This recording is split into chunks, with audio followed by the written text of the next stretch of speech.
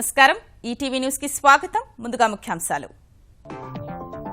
SC వర్గీకరణపై Telangana అఖిలపక్షంతో ప్రధాని భేటీ రద్దు appointment వాయిదా వేసిన పీఎంఓ హస్తిన పయనం మానుకున్న కేసీఆర్ నేడు కలెక్టర్లతో ముఖ్యమంత్రి కేసీఆర్ భేటీ కొత్త జిల్లాల్లో మౌలిక వసతులు రెవెన్యూ అంశాలు సంక్షేమ కార్యక్రమాలపై చర్చ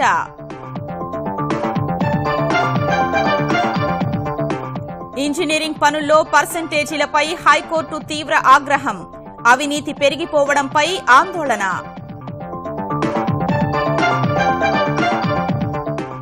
దేశానికి వైద్య రాజధానిగా ఆంధ్రప్రదేశ్ అమరావతికి ప్రముఖ ఆసుపత్రులు తరలిరానున్నాయన్న చంద్రబాబు ఆంధ్రప్రదేశ్లో చౌక ధరల దుకాణాల ద్వారా రైతులకు రాయితీ విత్తనాలు వచ్చే ఖరీఫ్ సీజన్లో గ్రామ స్థాయి నుంచి సరఫరా తమిళనాడు ముఖ్యమంత్రి పీఠంపై కన్నేసిన శశికళ నేడు అన్నాడీఎంకే శాసనసభాపక్ష కీలక భేటీ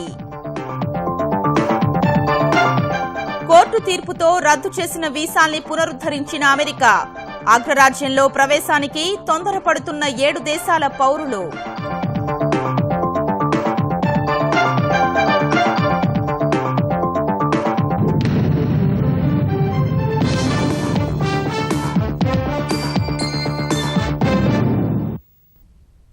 తెలంగాణలో కొత్త బడ్జెట్కు రంగం సిద్దమవుతున్న తరుణంలో ముఖ్యమంత్రి కేసీఆర్ ఇవాళ కలెక్టర్లతో సమావేశం కానున్నారు అసైన్డ్ భూములు సాదా బైనామాల ప్రక్రియపై సమీక్ష సహా కొత్త జిల్లాల్లో మౌలిక వసతులపై చర్చిస్తారు యాదవ మత్స్యకారుల సంక్షేమం అభివృద్ది కోసం తీసుకోవాల్సిన చర్యలతో పాటు సాంఘిక సంక్షేమ వసతి గృహాలపైన చర్చించనున్నారు నియామకాలు రెవెన్యూ అంశాలపైన చర్చ సాగనుంది తెలంగాణలో కొత్త జిల్లాలు ఏర్పాటయ్యాక రెండో కలెక్టర్ల సదస్సు ఇవాళ జరగనుంది త్వరలో బడ్జెట్ సమావేశాల నేపథ్యంలో ఈ భేటీ ప్రాధాన్యం సంతరించుకుంది సాదా బైనామాలను రిజిస్ట్రేషన్ చేసేందుకు ప్రభుత్వం గతంలోనే అనుమతించినందున సంబంధిత ప్రక్రియను పూర్తి చేయాలని కలెక్టర్లను ఆదేశించిన ముఖ్యమంత్రి ఇవాల్టి సమావేశంలో ఈ అంశంపై సమీక్షిస్తారు వ్యవసాయ ఆధారిత నిరుపేద దళిత కుటుంబాలకు తెలంగాణ ప్రభుత్వం 3 ఎకరాల చొప్పున భూ పంపిణీ చేస్తుండగా గతంలో పంపిణీ చేసిన అసైన్డ్ భూములపై కూడా పూర్తిస్థాయిలో చర్యలు తీసుకోవాలని ప్రభుత్వం కలెక్టర్లకు సూచించింది అన్ని జిల్లాల్లోనూ సమీకృత జిల్లా కలెక్టరేట్లు జిల్లా పోలీస్ కార్యాలయాలను నిర్మించాలని నిర్ణయించగా వీలైనంత త్వరగా అవసరమైన స్థలాలను గుర్తించి టెండర్ ప్రక్రియ ప్రారంభించి ఏడాదిలోగా భవన నిర్మాణాలు పూర్తి చేయాలని లక్ష్యంగా నిర్దేశించారు ఈ ప్రక్రియపై కలెక్టర్ల సదస్సులో సీఎం సమీక్షిస్తారు సాంఘిక సంక్షేమ వసతి గృహాలపై ప్రత్యేకంగా దృష్టి సారించిన తెలంగాణ ప్రభుత్వం మౌలిక సదుపాయాల కల్పనకు ప్రాధాన్యమిస్తోంది ఈ నేపథ్యంలో ఆయా జిల్లాల్లో వసతి గృహాల పరిస్థితి ప్రస్తుత సమస్యలు మెరుగుదలకు తీసుకోవలసిన చర్యలపై సమావేశంలో చర్చిస్తారు గ్రామీణ చేతివృత్తులకు పూర్తిస్థాయిలో పునర్వైభవం కల్పించాలన్న ధ్యేయంతో ఉన్న తెలంగాణ ప్రభుత్వం ఆయా వృత్తుల వారీగా అభివృద్ధి ప్రణాళికల రూపకల్పనకు సిద్దమవుతోంది మత్స్యకారుల అభివృద్ధి కోసం చేపపిల్లలు పంపిణీ చేసిన ప్రభుత్వం యాదవుల కోసం గొర్రెపిల్లల పంపిణీ కోసం సిద్దమవుతోంది కొత్త జిల్లాలతో పాటు రెవెన్యూ డివిజన్లు మండలాలను ఏర్పాటు చేసిన సమయంలో ప్రభుత్వ ఉద్యోగులు సిబ్బందిని సర్దుబాటు చేశారు ఈ నేపథ్యంలో మండల స్థాయి వరకు ఉద్యోగులు సిబ్బంది విధానంపై కూడా చర్చిస్తారు కొత్త బడ్జెట్ రూపకల్పన కోసం ఆయా జిల్లాల వారీగా ప్రత్యేక ప్రణాళికలు రూపొందించాలని కలెక్టర్లను గత సదస్సులో ముఖ్యమంత్రి ఆదేశించారు అందుకనుగుణంగా చాలా జిల్లాల ప్రణాళికలు రాష్ట్ర ప్రభుత్వానికి అందాయి ఈ మేరకు ప్రభుత్వ అభివృద్ధి సంక్షేమ కార్యక్రమాలు సంబంధిత అంశాలపైన కలెక్టర్ల సమావేశంలో చర్చిస్తారు ఎస్సీ వర్గీకరణ సహా తెలంగాణకు సంబంధించి పలు అంశాలపై చర్చించేందుకు ఢిల్లీ వెళ్లాలని భావించిన ముఖ్యమంత్రి కేసీఆర్ పర్యటన వాయిదా పడింది తెలంగాణ రాష్ట్ర అఖిలపక్ష కమిటీకి సోమవారం నాడిచ్చిన అపాయింట్మెంట్ను ప్రధాని వాయిదా వేశారు ఈ మేరకు ప్రధాని కార్యాలయం శనివారం రాత్రి తెలంగాణ ముఖ్యమంత్రి కార్యాలయానికి తెలిపింది తిరిగి అపాయింట్మెంట్ ఎప్పుడు ఖరారు చేసేది త్వరలోనే వెల్లడిస్తామని పీఎంఓ అధికారులు చెప్పారు ఈ నేపథ్యంలో తెలంగాణ అఖిలపక్షం ఢిల్లీ పర్యటన వాయిదా పడింది ఎస్సీ వర్గీకరణ బిల్లుపై ఓ స్పష్టత వస్తుందని భావిస్తున్న తరుణంలో ఈ పర్యటన వాయిదా పడింది ఆంధ్రప్రదేశ్ను వైద్య రాజధానిగా చేసేందుకు అన్ని చర్యలు తీసుకుంటున్నామని అందుకనుగుణంగా అమరావతిలో అనేక ప్రముఖ ఆసుపత్రులు రానున్నాయని ముఖ్యమంత్రి చంద్రబాబు తెలిపారు విజయవాడ కానూరులో ఏర్పాటు చేసిన నాగార్జున క్యాన్సర్ సెంటర్ను ప్రారంభించిన బాబు ఏపీలో వైద్య రంగానికి అధిక ప్రాధాన్యత ఇస్తున్నామని చెప్పారు. అమరావతిలో ఆసుపత్రులు ఏర్పాటు చేసేందుకు విదేశాల నుంచి ప్రతినిధులు వస్తున్నారన్న ఆయన ఇతర దేశాల నుంచి వైద్యం కోసం అమరావతికి వచ్చే రోజులు రావాలని ఆకాంక్షించారు. మనం క్యాన్సర్ అనగానే రేడియేషన్ చాలా అవసరం. ఒక మెషిన్ తీసుకొచ్చారు అమెరికా నుంచి. ఏవైతే క్యాన్సర్ సెల్ కు ట్రీట్మెంట్ ఇచ్చేటప్పుడు, రేడియేషన్ ఇచ్చేటప్పుడు ఒక ఆధునికమైనటువంటి ఎక్విప్మెంట్ 17 కోట్ల రూపాయలతో తీసుకొచ్చారు. 45 నిమిషాలు మీరు ట్రీట్మెంట్ ఇచ్చేది 2-3 నిమిషాల్లో ట్రీట్మెంట్ ఇవ్వడానికి ఈ మెషిన్ ఉపయోగపడుతుంది. ఇలాంటి ఒక లేటెస్ట్ మెషిన్ తీసుకొచ్చినటువంటి డాక్టర్ జగన్మోహన్ రావు గారిని, ఈ టీం మెంబర్స్ అందరినీ అభినందిస్తున్నాను, ధన్యవాదాలు తెలియజేసుకుంటున్నాను. గన్నవరం విమానాశ్రయంలోని కొత్త టెర్మినల్ నుంచి వీలైనంత త్వరగా రాకపోకల్ని ప్రారంభించాలని ముఖ్యమంత్రి చంద్రబాబు అధికారుల్ని ఆదేశించారు. శనివారం హైదరాబాద్ నుంచి గన్నవరం వచ్చిన ఆయన విమానాశ్రయంలో డైరెక్టర్తో భేటీ అయ్యారు. విమాన సర్వీసుల పెంపు, రన్వే విస్తరణ అంశాలపై సమాలోచనలు చేశారు. విమానాశ్రయంలో మౌలిక సదుపాయాల పెంపుపై దృష్టి సారించాలని ఆదేశించారు. కేంద్రం నుంచి రావాల్సిన నిధులపైన ఆరా తీశారు. విమానాశ్రయం పరిసరాల్లో ఆహ్లాదకరమైన వాతావరణం ఉండేందుకు పెద్ద ఎత్తున మొక్కలు పెంచాలని సూచించారు. చౌక ధరల దుకాణాల ద్వారా ఇకపై రైతులకు రాయితీ విత్తనాలు సరఫరా చేయనున్నట్లు వ్యవసాయ శాఖ మంత్రి ప్రత్తిపాటి పుల్లారావు తెలిపారు. ఇప్పటి వరకు మండల కేంద్రాల్లో విత్తనాల పంపిణీ జరుగుతుండగా వచ్చే ఖరీఫ్ సీజన్లో గ్రామస్థాయి నుంచి ఈ విధానం అందుబాటులోకి తెస్తున్నామన్నారు. గుంటూరులో వ్యవసాయ శాఖ అధికారులతో సమీక్ష నిర్వహించిన మంత్రి పొలం పిలుస్తోంది, చంద్రన్న రైతు క్షేత్రాలు వంటి పథకాల్ని మరింత సమర్థంగా అమలు చేయాలని అధికారుల్ని ఆదేశించారు. ప్రతి రైతు ప్రతి ఎకరాలో 2 పంటలు పండించాలి. ఏ కాలంలో ఏ పంట వేస్తే తక్కువ రోజులు పంట ఉంది, 90 రోజులకు వచ్చేటువంటి పంట ఒకసారి, వాతావరణాన్ని వాటర్ మనకి అవైలబిలిటీని బట్టి మరొక పంట. ప్రతి గ్రామంలో విత్తనాలు అందించాలని కొత్త సంవత్సరం. ఇప్పటివరకు మండల హెడ్ క్వార్టర్స్లో ఏవో ఆఫీసులో ఇచ్చేవాళ్ళు.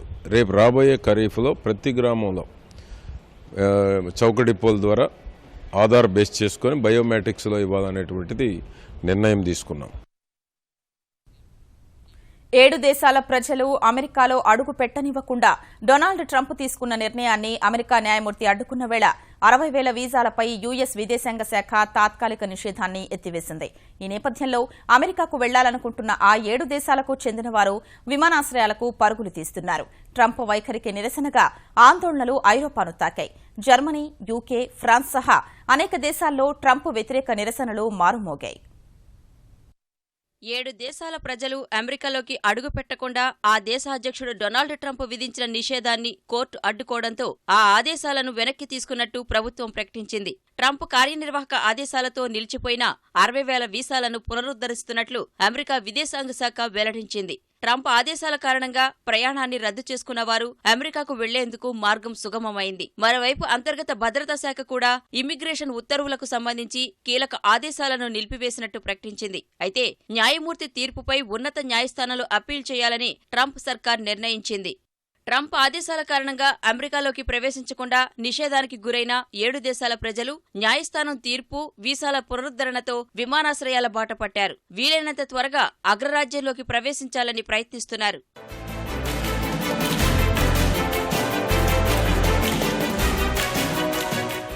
ప్రపంచవ్యాప్తంగా విమర్శలు వెల్లువెత్తుతున్నా ట్రంప్ మాత్రం తన నిర్ణయాన్ని మరోసారి సమర్థించుకున్నారు. అగ్రరాజ్యంలోకి ఉగ్రవాదులు దరిచేరకుండా చూసేందుకే శరణార్థులు, 7 ముస్లిం దేశాల పౌరుల రాకను నిషేధిస్తూ ఆదేశాలు జారీ చేసినట్లు ప్రతివారం దేశ ప్రజల్ని ఉద్దేశించి చేసే ప్రసంగంలో ట్రంప్ స్పష్టం చేశారు.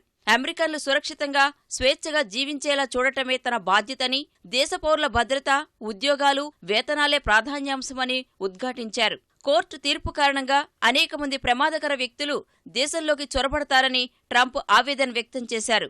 ట్రంప్ తీరుపై ఇప్పటికే అమెరికాలో పెద్ద ఎత్తున నిరసనలు వెల్లువెత్తుతుండగా ఇప్పుడా సెగ ఐరోపా సహా ఇతర దేశాలకు తాకింది. జర్మనీ, యూకే, ఫ్రాన్స్, స్పెయిన్, స్వీడన్లో వేలాది మంది ప్రజలు ట్రంప్కు వ్యతిరేకంగా ఉద్యమించారు. లండన్లో సుమారు 10,000 మంది ట్రంప్ వ్యతిరేక ఆందోళనలో పాల్గొన్నారు.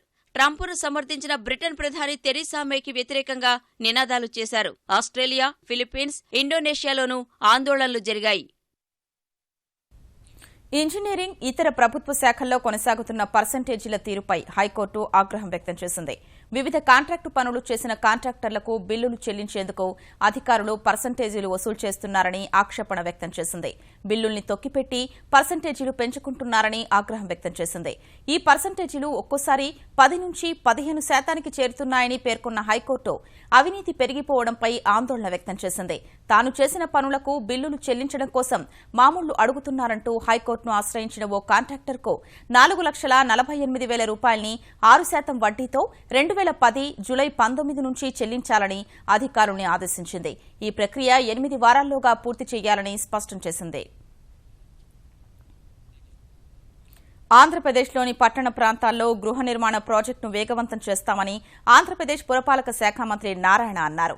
కేంద్రం ప్రకటించిన 1,20,000 రూపాయల ఇళ్లను నిర్దేశిత గడువులోగా పూర్తి చేసేందుకు ప్రయత్నిస్తున్నట్లు తెలిపారు. దీనిపై టెండర్ల ప్రక్రియను పూర్తి చేసి త్వరలో పనులు కూడా ప్రారంభిస్తామని మంత్రి వెల్లడించారు. ఎక్కడైతే స్లమ్స్ ఉన్నాయో ఆ స్లమ్స్ అన్ని రెనోవేట్ చేయండి, వాటర్ కనెక్షన్ ఇవ్వండి, డ్రైనేజ్ వ్యవస్థ, electricity, basic facilities, social amenities, school, hospital, అటువంటి స్లమ్స్ ఏరియాకి ఫస్ట్ ప్రయారిటీ ఇవ్వాలని ముఖ్యమంత్రి గారు చెప్పడంతో ఖచ్చితంగా 1.5 yearలో 1,20,000 కుటుంబాలకి హై క్వాలిటీ హౌసెస్ కట్టి ఆంధ్రప్రదేశ్ హౌసెస్ కట్టడంలో కూడా నెంబర్ 1 అనిపిస్తాం. సాంకేతికతను అందిపుచ్చుకోవడంలో ఏపీ అగ్రస్థానంలో ఉందని ఆంధ్రప్రదేశ్ సమాచార శాఖ మంత్రి పల్లె రఘునాథ్ రెడ్డి అన్నారు. తిరుపతిలోని బీఓపీ సెంటర్లను మంత్రి పరిశీలించారు. తిరుపతిని ఐటీ, ఎలక్ట్రానిక్ హబ్గా మార్చేందుకు అన్ని చర్యలు తీసుకుంటున్నామని మంత్రి వెల్లడించారు. విద్యార్థుల కోసం నైపుణ్యాభివృద్ధికి అత్యధిక ప్రాధాన్యత కల్పిస్తున్నామన్నారు. టెక్నాలజీని ఉపయోగించుకునే రాష్ట్రాల్లో మిగతా రాష్ట్రాలతో పోలిస్తే ఆంధ్రప్రదేశ్ అగ్రస్థానంలో ఉంది. డిజిటలైజేషన్లో నెంబర్ 1 ఉన్నాం. అదేవిధంగా ఈజ్ ఆఫ్ డూయింగ్ బిజినెస్లో నెంబర్ 1 ఉన్నాం. ఈతాల్ ట్రాన్సాక్షన్స్లో నెంబర్ 1 ఉన్నాం. అదేవిధంగా ఫైబర్ గిడ్ అని ఒక ప్రతిష్టాత్మకమైన ప్రాజెక్ట్ ఒకటి మేము ఏర్పాటు చేశారు గౌరవ ముఖ్యమంత్రి గారి సలహా మేరకు. అంటే ఆంధ్రప్రదేశ్లో సాంకేతిక విప్లవాన్ని, టెక్నికల్ రెవల్యూషన్ తీసుకొచ్చే ప్రయత్నం చేస్తున్నాం. దీనివల్ల అన్ని అగ్రికల్చర్లో కానీ, ఎడ్యుకేషన్లో కానీ, అదేవిధంగా ఇరిగేషన్ కానీ ప్రతి ఒక్క దాంట్లోనూ సాంకేతిక పరిజ్ఞానం ఉపయోగిస్తున్నాం. తెలంగాణలో ఈఎస్ఐ ఆసుపత్రుల్ని అభివృద్ది చేయడం సహా కార్మికులకు పీఎఫ్, ఈఎస్ఐ సౌకర్యాల్ని మరింతగా అందుబాటులోకి తెచ్చేందుకు కేంద్ర ప్రభుత్వం కృతనిశ్చయంతో ఉందని కేంద్ర మంత్రి దత్తాత్రేయ తెలిపారు. తెలంగాణ కార్మిక శాఖ మంత్రి నాయని నరసింహారెడ్డితో కలిసి హైదరాబాద్లోని ఈఎస్ఐ ప్రాంతీయ కార్యాలయంలో అధికారులతో సమీక్ష నిర్వహించిన ఆయన భవన నిర్మాణ కార్మికులు, ఒప్పంద కార్మికులకు పీఎఫ్, ఈఎస్ఐతో సాంఘిక భద్రత కల్పించేందుకు సన్నాహాలు చేస్తున్నామని వివరించారు. కార్మిక సంక్షేమంలో తెలంగాణను ఆదర్శంగా తీర్చిదిద్దేందుకు కృషి చేస్తామని మంత్రులు వెల్లడించారు. రామగుండంలో, వరంగల్లో, గోషాబాయిలో ఈ 3లో 100 బెడ్ హాస్పిటల్స్. మీరు ఎంత తొందరగా ల్యాండ్ ఇస్తే 5 ఎకరాల స్థలం ఇవ్వాల్సి ఉంటుంది. ఇమీడియట్ గా అక్కడికక్కడ దానికి సంబంధించినటువంటి ఎక్విప్మెంట్ సంబంధించింది కానీ, లేక కన్స్ట్రక్షన్ సంబంధించింది కానీ, దాన్ని వెంటనే దాదాపుగా 300 కోట్ల రూపాయలు మేము తొందరలోనే వాటికి శాంక్షన్ చేస్తాం. ఎస్సీ వర్గీకరణకు కాంగ్రెస్ పార్టీ పూర్తిగా మద్దతునిస్తుందని తెలంగాణ పీసీసీ అధ్యక్షుడు ఉత్తమ్ కుమార్ రెడ్డి తెలిపారు. ఎస్సీ వర్గీకరణ కోరుతూ గతంలో కాంగ్రెస్ ప్రభుత్వమే అసెంబ్లీలో తీర్మానం చేసిందని గుర్తు చేసిన ఆయన వీలైనంత త్వరగా వర్గీకరణ పూర్తి కావాలని ఆకాంక్షించారు. ఈ మధ్య కాలంలో శాసనసభలో ఎమ్మెల్యే సంపత్ గారు ఇద్దరు ఈ విషయం లేవనెత్తారు. పరేడ్ గ్రౌండ్ లో మందకృష్ణ మాదిగ గారి బహిరంగ సభలో కాంగ్రెస్ పార్టీ కేటగరైజేషన్ ని మద్దతు పలికింది.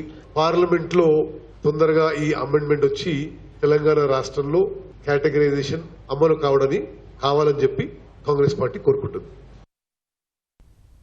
తెలంగాణ అభివృద్దికి ప్రతిపక్షాలు ఆటంకాలు కలిగిస్తున్నాయని తెలంగాణ నీటిపారుదల శాఖ మంత్రి హరీష్ రావు విమర్శించారు. రామగుండం నియోజకవర్గంలో పలు అభివృద్ది పనులతో పాటు అంతర్గామం, పెద్దంపేట్ ఎత్తిపోతల పథకాల్ని మంత్రి ప్రారంభించారు. దేశానికే తెలంగాణ ఆదర్శంగా ఉండేలా ముఖ్యమంత్రి కేసీఆర్ పథకాలు ప్రవేశపెడుతున్నారన్న ఆయన కేంద్ర ప్రభుత్వంతో కూడా ప్రశంసలు అందుకున్నారని తెలిపారు. మనం కాళేశ్వరం ప్రాజెక్టు కట్టుకుందామంటే ఈడ కాంగ్రెస్ ఎమ్మెల్యే జీవన్ రెడ్డి గారు వచ్చి మీరు భూములు ఇవ్వకండి అని రెచ్చగొడుతున్నాడు. డాక్టర్ రామదాస్ గారితే కోర్టుల కేసు, కాంట్రాక్ట్ లెక్చరర్లు అంటే కోర్టులో కేసు, డిపెండెంట్ ఉద్యోగాలు ఇద్దామని కార్మికులకు ఇస్తే దాని మీద కూడా కేసు వేసినట్టు నిన్న మొన్న. 30 ఏళ్ల నుంచి డిపెండెంట్ ఉద్యోగాలు కావాలని కార్మికులు ఎంతో ఆశతో ఎదురు చూస్తున్నారు. ఉన్న డిపెండెంట్ ఉద్యోగాలను పొడగొట్టింది వీళ్ళే. కార్మికుల ఆకాంక్ష నిజం చేయడం కోసం వారు నిర్ణయం తీసుకుంటే మళ్ళీ దాని మీద కూడా కేసు వేసినట్టు. అంటే కాంగ్రెస్ పార్టీ అనేది ఆ రోజు తెలంగాణ ఉద్యమంలో కలిసి రాలేదు, నేడు ఇలా అభివృద్ధిలో కూడా కలిసి రానటువంటి పరిస్థితులు. చిత్తూరు జిల్లా శ్రీకాళహస్తీశ్వర ఆలయ పరిధిలోని నూతన రాజగోపురం వద్ద శనివారం జరిగిన అగ్ని ప్రమాదం ఉత్కంఠ రేపింది. రాజగోపురం సమీపంలో ఏర్పాటు చేసిన యాగశాలకు నిప్పు అంటుకుని యాగశాల మొత్తం దగ్ధమైంది. ఇటీవల మహాకుంభాభిషేక ఉత్సవాల్ని పురస్కరించుకుని యాగపూజల కోసం యాగశాలను నిర్మించారు. అగ్ని ప్రమాదం జరిగిన వెంటనే అక్కడకు చేరుకున్న అగ్నిమాపక సిబ్బంది మంటల్ని అదుపు చేసి పెను ప్రమాదాన్ని నివారించారు. విశాఖ ఉత్సవంలో భాగంగా యువత కోలాహలంతో రెండో రోజు సాగర తీరం ఆటపాటలతో హోరెత్తింది. జానపద సాంస్కృతిక కార్యక్రమాలు కుర్రకారును ఊరూతలూగించాయి. ఈ వేడుకలు నేటితో ముగియనున్నాయి.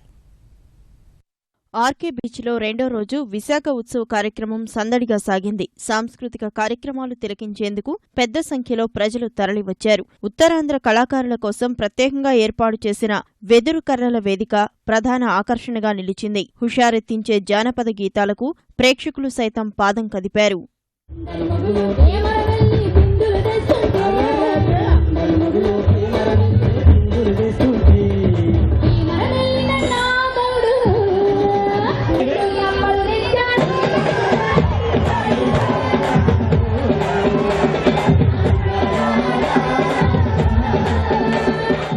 ప్రధాన వేదికపై ఏర్పాటు చేసిన సాంస్కృతిక కార్యక్రమాలు ఎంతో అలరించాయి. కలెక్టర్ ప్రవీణ్ కుమార్ సైతం కళాకారుల్లో ఒకరిగా కలిసిపోయారు. తన ఈలపాటతో విశాఖవాసులను మైమరిపించారు.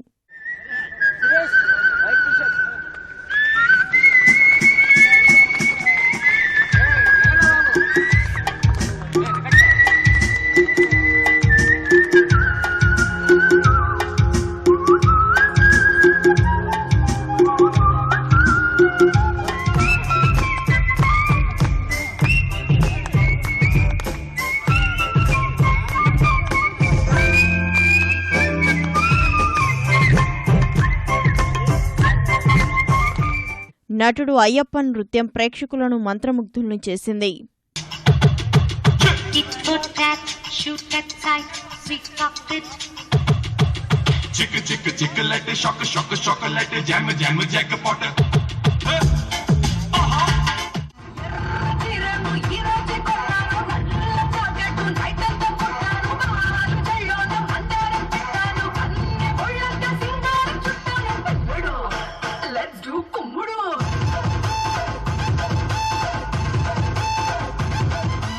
స్వరాభిషేకం మ్యూజికల్ నైట్కి ప్రేక్షకుల నుంచి విశేష స్పందన లభించింది. సినీ గాయకులు ఆలపించిన మధురమైన గీతాలకు యువత చిందేసింది.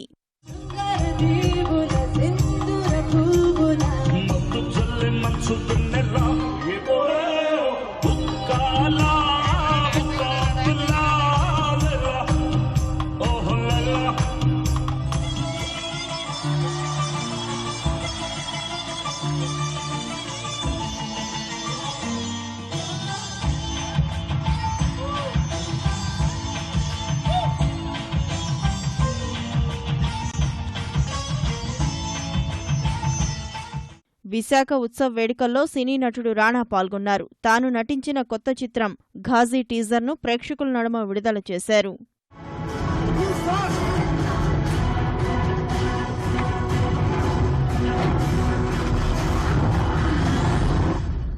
విశాఖ వాసులను ఎంతో ఆకట్టుకుంటున్న ఉత్సవాలు నేటితో ముగియనున్నాయి. ఆదివారం కావడం వల్ల పెద్ద ఎత్తున ప్రజలు తరలివచ్చే అవకాశముంది. అందుకనుగుణంగా అధికారులు ఏర్పాట్లు చేశారు.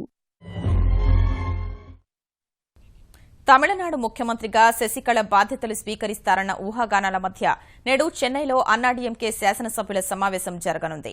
పార్టీ సీనియర్ నేతలు ఈ ఊహాగానాల్ని కొట్టిపారేస్తున్నా ఇప్పటికీ పార్టీపై పూర్తి పట్టు సాధించిన శశికళ ఇక ముఖ్యమంత్రి పీఠం అధిష్ఠించడానికి రంగం సిద్ధం చేసుకున్నట్లు సమాచారం.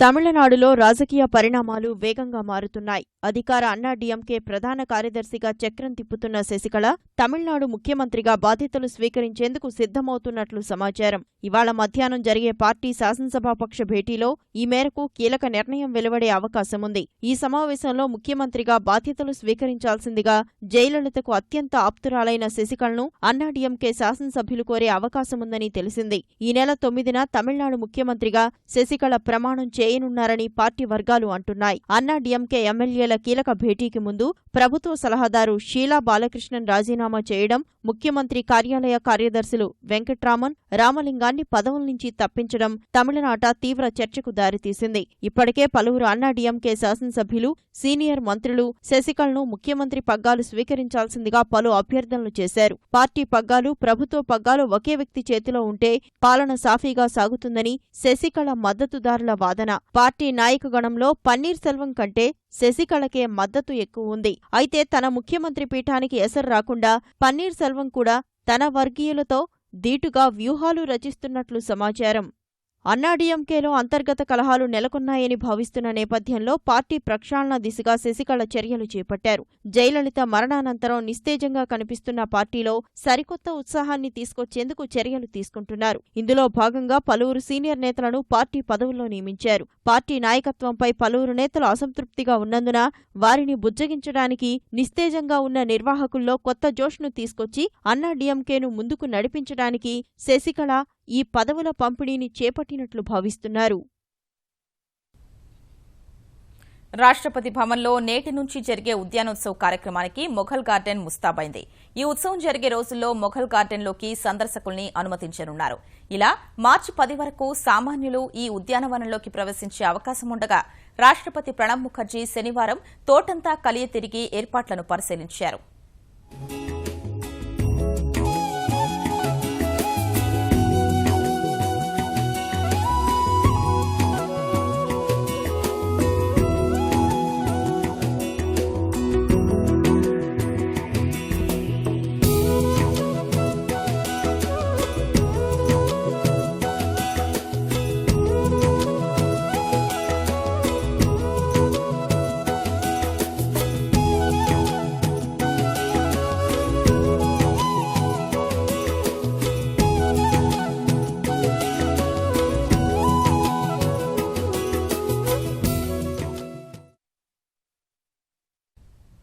ఈటీవీ న్యూస్ సమాప్తం. నమస్కారం.